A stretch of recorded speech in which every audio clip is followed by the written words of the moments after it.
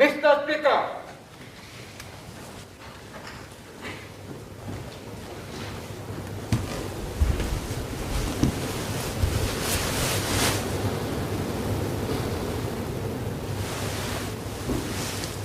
Order. Item 1, resumption of debate on the estimates for the financial year 1st April 2021 to 31st March 2022, Committee of Supply, 6th allotted day. Head O, Ministry of Health, Minister Gan Kim Yong.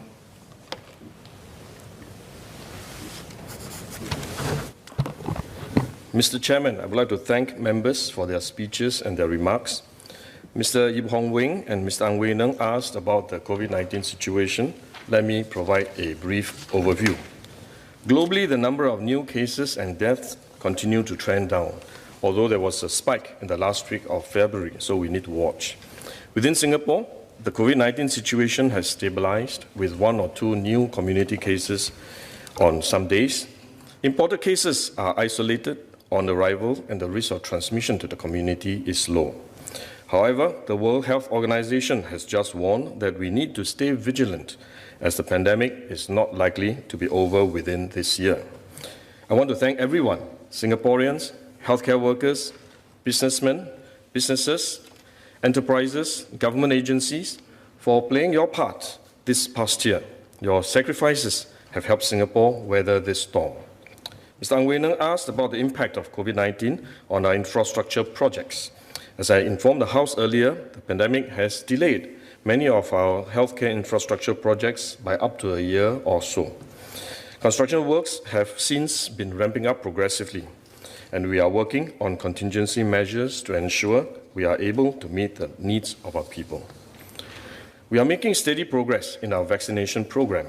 As of 4th March, more than 350,000 Singapore residents have received their first dose, including some 80% of our healthcare workforce, and 215,000 have received their second doses. We have started with our seniors too. I would like to thank our community volunteers from the People's Association and Silver Generation ambassadors who have worked hard in reaching out to our seniors and helping them to make their appointments. Over 40,000 seniors aged 70 and above have received their first dose. We will soon begin the vaccination of seniors aged 60 and above. Mr. Chairman, allow me to say a few words in Mandarin, please. 年长者若感染冠状病毒，就可能会引发严重的病症，因此年长者将优先接种疫苗。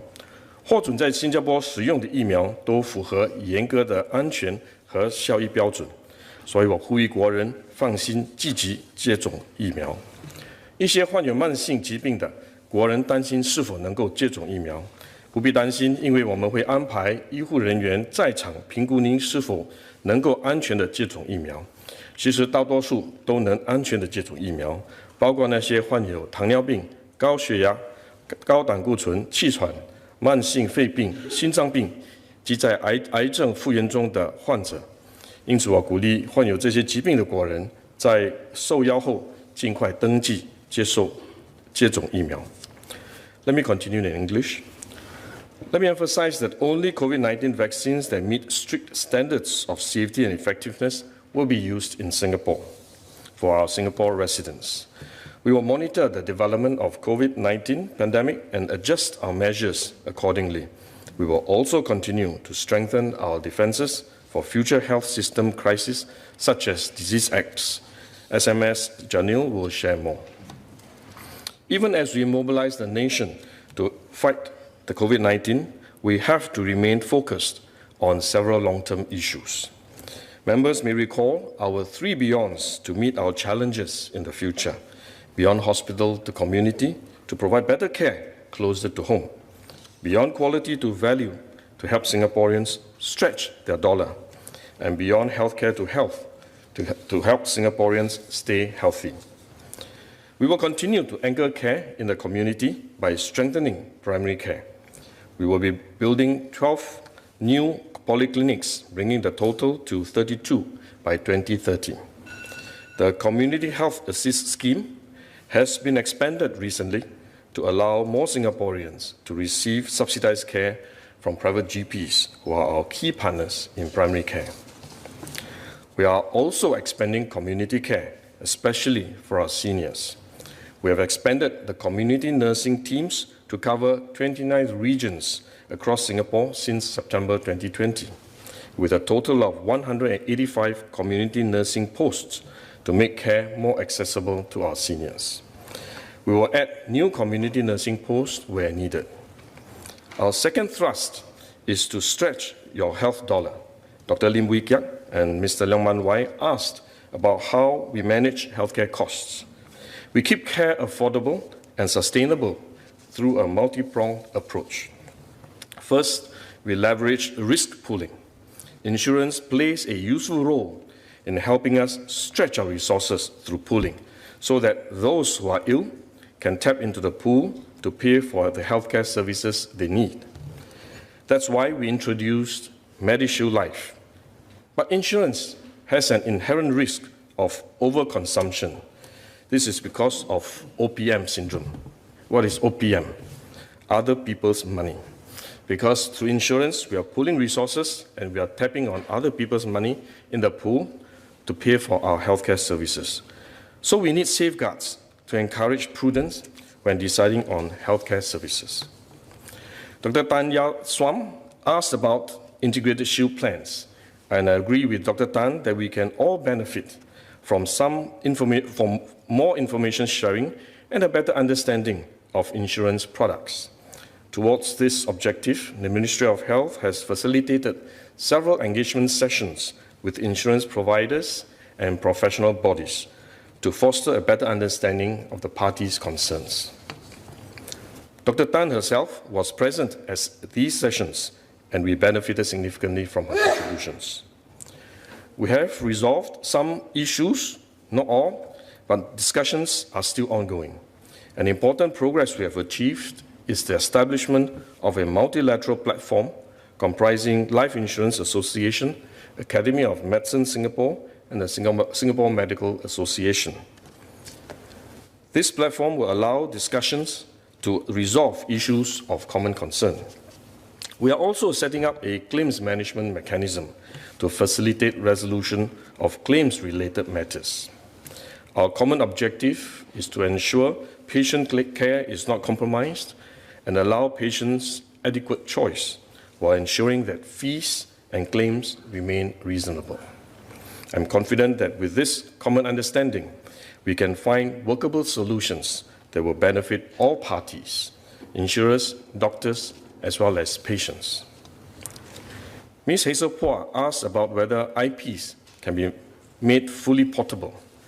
As IPs are commercial products, their features and pricing are ultimately determined by private insurers.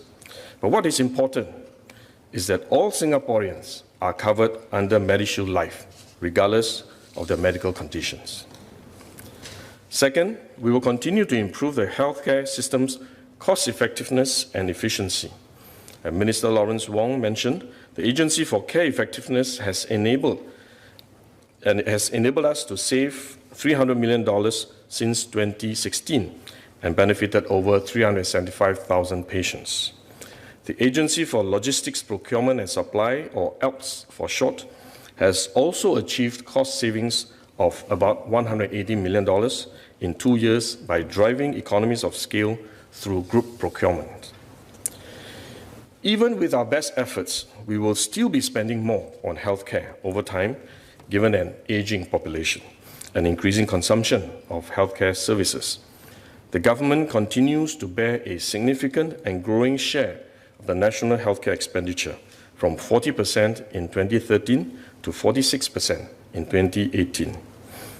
We want all Singaporeans to be healthy and have access to good and affordable care. We pay particular attention to lower-income households, as Mr. Leon Pereira highlighted, and provide them with additional support to ensure healthcare, including preventive health, remains affordable and accessible to them, and they can improve their health outcomes. Health outcomes are influenced by multiple factors, including social, biological, cultural preferences, and environmental factors, in addition to socioeconomic status or SES. Local studies showed that adults with lower SES do have differences in chronic disease prevalence. We have been publishing health data regularly. More data has been collected in the last 2 years, including breakdown by education level as a proxy for SES, and this data will be published later this year. We will continue to refine the data we publish. And from local studies, we also know that adults with lower SES do have good access to care and are able to control their health conditions well. Again, as a proxy for SES, among persons, using educational attainment as a proxy for SES, among persons diagnosed with diabetes, hypertension, and high blood cholesterol, over 90% of those with below secondary school education had visited their doctor for the condition at least once in the preceding year. Further, the proportion of those with acceptable control of their medical conditions are close to national averages. Nonetheless, we must continue to support them to improve health outcomes, and we will need to start from young, which I will talk about in a short while.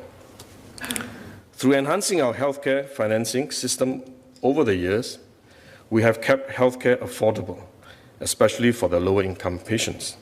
In fact, the lowest income quintile's share of total subsidies was 37% in 2018, highest across all income quintiles. Our healthcare financing framework is a progressive one overall. Further, the amount of subsidies received per household for the lowest income quintile has increased by over 70% from 2013 to 2018. Overall, government spending on healthcare has grown year after year and is likely to continue to increase. But as Dr. Tan Yaswam mentioned, government subsidy is a finite thing, and I quote. That's why we have to be prudent in how we allocate limited resources to ensure that the support we provide is more targeted to benefit those with greater need. This is our third effort, to better target subsidies such that those with less will receive more. Healthcare is kept affordable for all, and patients can be cared for at the most appropriate facilities. We have recently enhanced the subsidies for low-income patients at the public specialist outpatient clinics, or SOCs. We will further adjust subsidies at the SOCs by introducing 2 new tiers of 30% and 40% subsidy for higher income patients. This will enable more subsidies to be channeled to those in greater need. With more targeted subsidies at the SOCs, we can now allow private patients discharged from our acute hospitals to choose subsidized follow-up care at the SOCs. Currently, they are treated as private patients at the SOCs. Next, we will align the means testing basis in the acute hospitals to per capita household income, which is more reflective of patients' means, similar to the basis used for most healthcare schemes, rather than rely on personal income of the patient today. Lastly, we will also enhance subsidies at community hospitals to keep them more affordable and facilitate the flow of patients from acute hospitals. Taken together, these moves will ensure more targeted use of our healthcare resources, stretch our healthcare dollars, and encourage appropriate care. Senior Minister of State Koh Poh Koon will go into greater detail in his speech. In the longer term, the best way to manage healthcare costs is through our third thrust, staying healthy. We encourage all Singaporeans, young and old, to partner us on this journey. Attend your recommended health screenings regularly, go for vaccination, and adopt healthy living habits. And I encourage all to also continue the good fight to win our ongoing war on diabetes and keep chronic conditions at bay. Parliament Secretary Rahayu will share more on this, as well as our other health promotion efforts.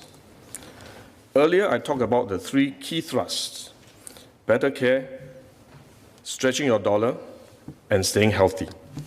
These are not isolated initiatives.